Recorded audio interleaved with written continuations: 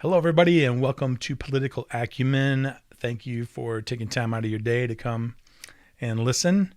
Today, we're going to talk a lot quicker. I'm going to try and make these podcasts less than 10 minutes, closer to 5 as best I can. So more videos, shorter videos to make it easier to palate. So today, we're talking about some campaign type stuff about Barack Obama and specifically Roger Fisk.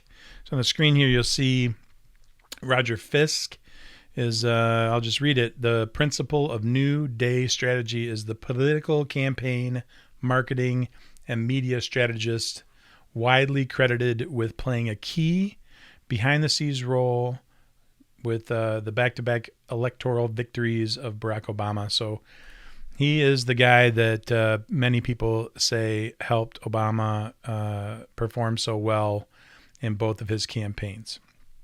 So this is Rising. You can find this on YouTube. It's affiliated with The Hill.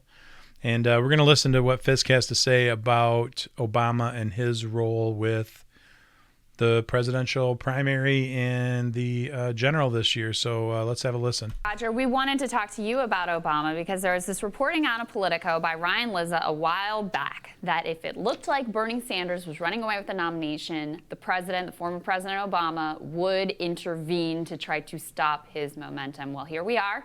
He has gotten the highest number of votes in both states. He is number one in the national polls. He's number one in Super Tuesday. He looks very well positioned. It's hard to see who is a real viable alternative to him at this point, with the fact that it's very early, of course, understood.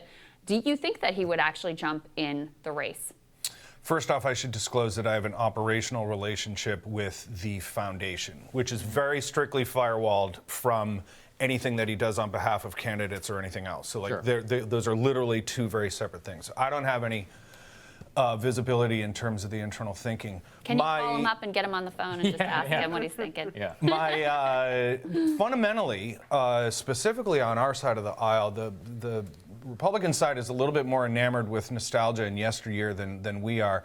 So, and I say that because anyone who's out there banking on Obama's support to help them with the nomination or anything else, they've got to be focused on tomorrow. For every ounce of energy that you spend focused on yesterday is losing, frankly.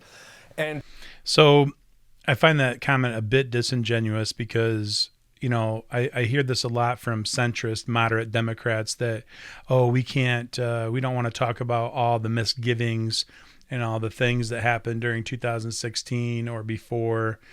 We just need to focus on the future. So, you know, even if the past involves corruption or any other type of misgivings or wrongdoings, Barack is not interested in showing his support unless if we're just going to go ahead and forget about all that stuff from the past and move forward. That's what I hear him saying. To me, Joe Biden could have taken that advice. Yeah. Well, yeah, and I had a couple other thoughts about Biden. Maybe we'll save them for a different conversation. But and then to me, the role the former president could play would more be to come in. We talked in the last segment about a brokered convention or something, but more be to come in once there's an established nominee. And then he could come in and try to help stitch together some of the disaffected parts.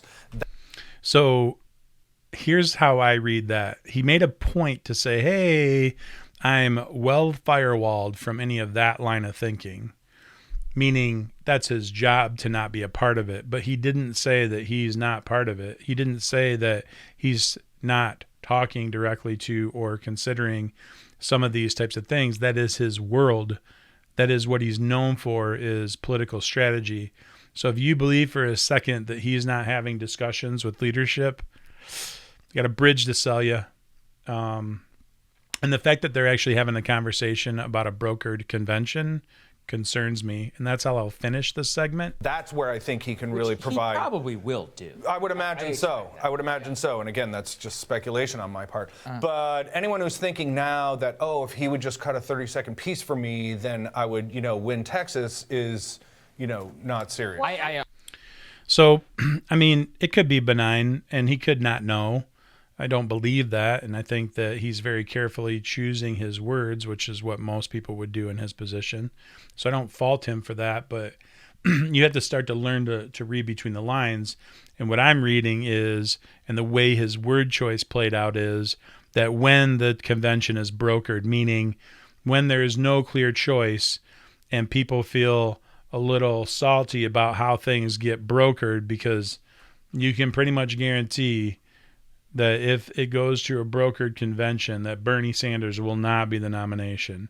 And in his thinking, or way I'm reading what he's saying, is that when that happens and they pick somebody that the progressive wing, the progressives in this electorate are not happy with, for many of the same reasons that we're not allowed to talk about the past, we're only moving forward.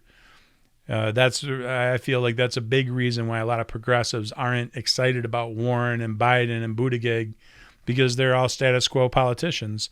They're all clones of fake progressivism, or not willing to lose political capital to do things that the electorate really want to see, and what needs to be done.